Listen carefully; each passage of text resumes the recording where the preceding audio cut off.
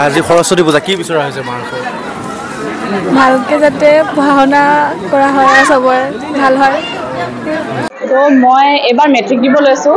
চ' মই ঘৰৰ পৰা আহি কিনে ইয়াত প্ৰাৰ্থনা জনাইছোঁ কি মোৰ মেট্ৰিক ভাল হওক, মই পঢ়া শুনা ভাল কৰোঁ আৰু লগতে মোৰ গা চব ভাল থাকক আৰু মোৰ পৰিয়ালৰ কাৰণেও জনাইছোঁ মই যেন পৰিয়ালটো সদায় সুখে থাকক, সেইটোৱে আৰু। মই আহি ৰাতিপুৱা গা চা ধুলোঁ, তাৰপিছত আহি পূজা কৰিছোঁহি আৰু এইটো কামনা কৰিছোঁ কি পঢ়া শুনাত মই আগবঢ়াই যাওঁ আৰু মোৰ ভাইটিও আছে, ভাইটিও আগবাঢ়ি যাওক যাতে, সিমানেই আৰু। আমি গহপুৰ টাউন ছিনিয়ৰ ছেকেণ্ডেৰী স্কুলে আজি সৰস্বতী পূজাৰ আয়োজন কৰিছোঁ। সকলো ছাত্ৰ ছাত্ৰীয়ে অংশগ্ৰহণ কৰিছে, ভাল লাগিছে। যিহেতু আজিৰ দিনটো বিদ্যাৰ অধিষ্ঠাত্ৰী দেৱী সৰস্বতী মাক পূজা অৰ্চনা কৰা হৈছে।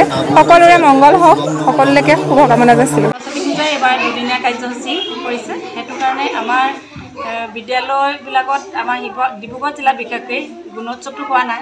সেইটো কাৰণে গুণোৎসৱৰ লগত সংগতি ৰাখি মানে কিছুমান কাম কৰিবলগীয়া হৈছে, আগবঢ়াই দিয়া হৈছে আমাৰ মানে সেইটো কাৰণে এইবাৰ এই আজিৰ দিনটোতে ছানডে হ'লেও আমাৰ সকলো শিক্ষকে ছাত্ৰ ছাত্ৰীয়ে ছানডে বুলি কোনো ভাবি লোৱা নাই আৰু আজি উলহ মালহেৰে সৰস্বতী পূজা পাতিম বুলি আগবাঢ়ি আহিছোঁ। আমাৰ ছাৰৰ নিৰ্দেশ আছে যে আজি ছানডেটোতে আমাৰ পাতিবলৈ কৈছে।